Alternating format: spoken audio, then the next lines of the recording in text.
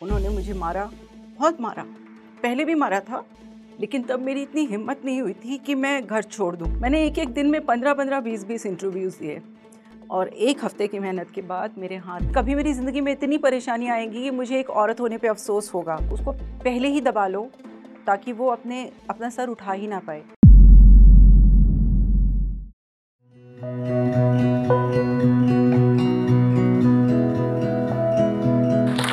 Christmas सबकी ज़िंदगी में खुशियाँ लेके आती है। लोग क्रिसमस एंजॉय करने के प्लान्स बनाते हैं। वो सोचते हैं वो अपने बच्चों को कहाँ लेके जाएंगे, उनको क्या गिफ्ट्स देंगे। फैमिलीज़ में गेट टुगेदर्स की प्लानिंग होती है और बहुत कुछ ऐसा जो कि पूरे साल नहीं होता। मेरी क्रिसमस ऐसे नहीं थी। ये उस वक्त की बात है जब मेरी शादी को 6 साल हुए थे और मेरी 5 साल की एक बच्ची थी और मैं उसके लिए भी क्रिसमस प्लान कर रही थी। सुबह सुबह मेरे घर में कुछ ऐसा हुआ कि मैं मजबूर हो गई उस क्रिसमस पे अपना घर छोड़ने को। मैंने एक बैग लिया, उसमें 3-4 कपड़े डाले जिसमें कि एक बिज़नेस सूट था, क्योंकि शायद उस दिन मुझे पता था कि मुझे अब ये बिज़नेस सूट पहनकर इंटरव्यूज़ देने हैं और जॉब करनी है।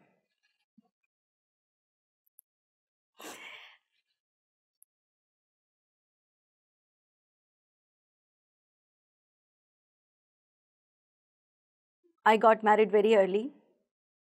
ज़िंदगी में कभी मैंने सड़क भी क्रॉस नहीं करी थी अकेले और उस वक्त मैं ये सोच रही थी कि मुझे अब जाकर अपने लिए एक जॉब ढूंढनी है। क्रिसमस से एक दिन पहले मेरे हस्बैंड, उन्होंने मुझे मारा, बहुत मारा। पहले भी मारा था, लेकिन तब मेरी इतनी हिम्मत नहीं हुई थी कि मैं घर छोड़ दूं। मुझे मालूम नहीं था कि मैं कहाँ जाऊंगी, कैसे जाऊंगी।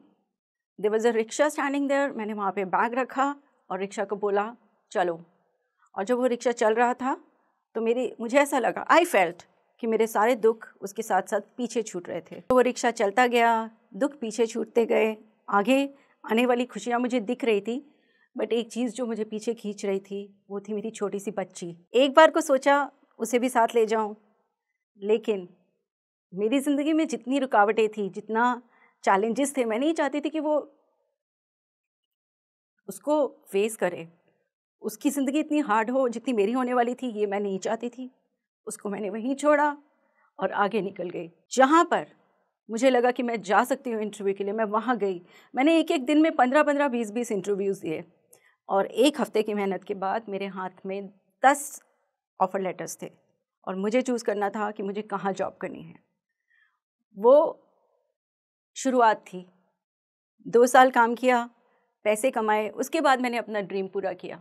मेरा ड्रीम था कि अपना काम करना है, अपनी एक फ़ैशन ब्रांड एस्टैब्लिश करना है, अपना एक स्टूडियो खोलना है, चाहे वो बहुत छोटा सा ही क्यों ना हो, लेकिन अपने पैसों से खोलना है, किसी का सपोर्ट नहीं लेना है। मेरे parents, they were a pillar of support for me. उन्होंने मुझे हर चीज़ में सपोर्ट किया। उन्होंने मुझ पे कोई रिस्ट्रिक्शंस नहीं डाली। ज़िंदगी में जितनी रिस्ट्रिक्शंस मैंने शादी में फ़ेस की थी, उतनी ही फ्रीडम उन्होंने मुझे दी, क्योंकि उनका विश्वास था मेरे पे कि मैं कुछ करना चाहती हूँ। I came out of an abusive marriage और मुझे ये स्वीकार करने में कोई भी शर्म नहीं है कि मैंने अपने पति को छोड़ा और अपनी ज़िंदगी आगे बढ़ाई। जब मैं शादी में थी तो फिर मुझे ऐसा लगता था कि लोग बहुत ख़राब हैं, वो आपको आगे नहीं बढ़ने देते, औरतों को दबाते हैं।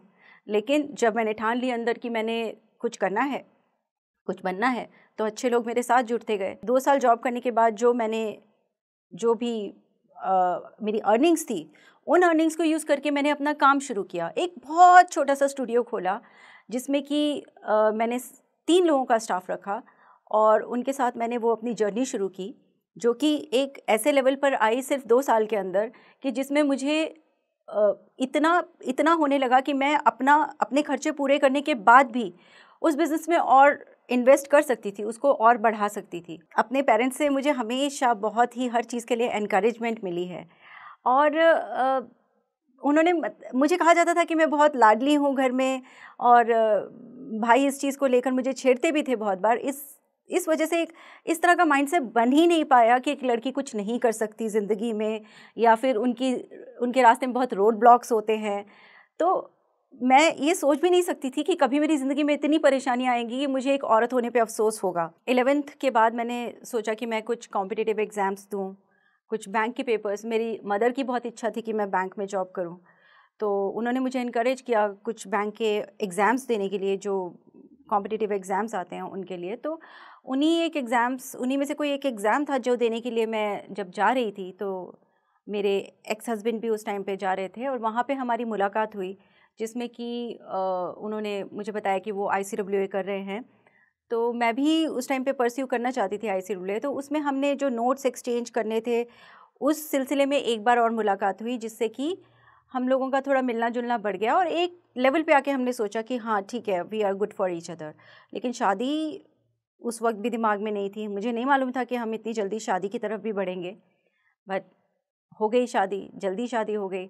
इससे पहले क्योंकि फ्यूचर बनता, मेरी शादी हो गई। मुझे अपने ससुराल में बहुत हार्डशिप्स फेस करनी पड़ी, just because I was not from their caste, और प्लस एक लव मैरिज थी, और लव मैरिज को लेके उनके दिमाग में बहुत सारी धारणाएं थी कि एक लव मैरिज करके अगर लड़की आती है तो वो बेटे को अपने बस में कर लेती है और फैमिली के अगेंस्ट कर देती है। हमारे जो झगड़े थे वो शादी से पहले ही काफ़ी स्टार्ट हो गए थे, लेकिन शादी के बाद वो सिचुएशन बहुत ख़राब हो गई और वर्स हो गई, क्योंकि जो एक मेंटल टॉर्चर था वो फिज़िकल टॉर्चर बन गया। कि मेरे ससुराल वाले जो थे वो, उनको सिख फैमिली से प्रॉब्लम थी, तो उनको ऐसा लगा कि एक सिख लड़की अगर शादी होकर उनके घर पे आ रही है तो उसको पहले ही दबा लो ताकि वो अपना सर उठा ही ना पाए।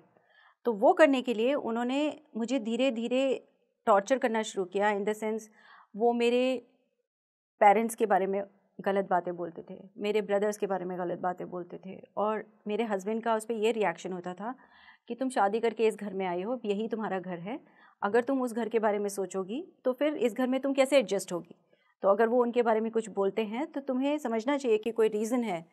और अब मैं सोचती हूँ कि मैंने क्या किया उस वक्त।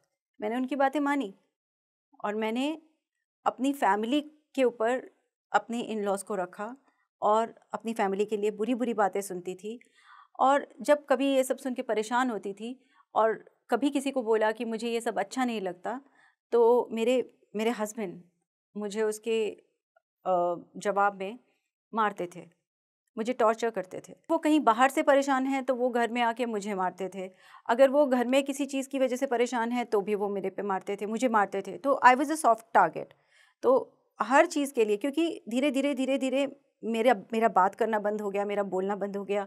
आज अगर मैं सोचती हूँ तो मुझे ऐसा लगता है कि मैं शायद डिप्रेशन में थी, जिसकी वजह से मैं कुछ बोल नहीं पाती थी, मैं अपने आप को एक्सप्रेस नहीं कर पाती थी, मैं अपने राइट्स के लिए खड़ी नहीं हो पाती थी। मुझे समझ में नहीं आता था कि मेरे साथ क्या हो रहा है। मेरे भाई की शादी थी, मेरी शादी के 6 महीने के बाद, और मेरे ससुराल वालों ने मुझे उसमें जाने में पाबंदियां लगा दी और उन्हें बोला कि मैं भी नहीं जाऊंगा। और उस वक्त आई वॉज प्रेग्नेंट, क्योंकि मेरी शादी के 11 महीने के बाद मेरी बेटी केम इन टू माई लाइफ। तो I was pregnant and I wanted to go to my brother's wedding and I was not allowed to do that. जब डिवोर्स की बात हो रही थी तो ये बात तभी हुई जब उसके अलावा कोई और ऑप्शन नहीं थी। Things were not getting all right. 5 साल तक चला मेरे डिवोर्स का जो भी था प्रोसीजर। बहुत बार वहाँ से हिंड्रेंसेस आई और हर चीज़ के लिए मना किया गया। अगर सोचा है कि मुझे डिवोर्स लेना है तो वो एक उसके बहुत सारे रीजंस हैं। ये मैं हवा में बात नहीं कर रही हूँ कि मुझे डिवोर्स चाहिए, ये इसलिए है क्योंकि इसके अलावा कोई और चारा नहीं है। उस टॉक्सिक रिलेशनशिप में मैं नहीं रह सकती और मेरे पास अभी आगे जीने के लिए बहुत ज़िंदगी है और मुझे बहुत कुछ करना है, तो उसके लिए डिवोर्स ज़रूरी था। एक मरे हुए रिश्ते को पीठ पे लाद के आप आगे नहीं बढ़ सकते। हर पॉइंट पे आपके दिमाग में आएगा कि लेट्स गो बैक, सरेंडर कर दो, ये it's not worth it, legal process है, बहुत कॉम्प्लिकेटेड है। लेकिन एक मेंटल स्ट्रेंथ होती है जिसमें आपको दिख रहा होता है कि इसके उस पार क्या है, वो देखना बहुत ज़रूरी है। वो देखिए और उसके बाद आप सोचिए कि अगर आपको इस टॉक्सिक रिलेशनशिप से वापस आना है तो you have to emerge as a winner. आखिर में जाते जाते मैं सभी उन अपनी फ्रेंड्स से, अपनी सिस्टर से जो कि एक एब्यूसिव मैरिज में हैं, ये बोलना चाहूँगी, रिक्वेस्ट करना चाहूँगी, सबसे पहले तो आपको एक्सेप्ट करना है कि that you are in a toxic relationship. आपको ये बात मानने की ज़रूरत है कि आप एक अब्यूसिव मैरिज में हैं। अपने पति को परमेश्वर मानना छोड़िए। अगर वो आपको मार रहा है तो वो परमेश्वर नहीं है, वो एक जानवर है जो दूसरे के दर्द को महसूस नहीं कर सकता। तो आपको इस चीज़ को मानना पड़ेगा कि आप एक ऐसे इंसान के साथ रह रही हैं जिसके साथ आपको नहीं रहना चाहिए। अगर आप इसको छोड़ देंगी तो आपकी ज़िंदगी बहुत बेहतर हो सकती है।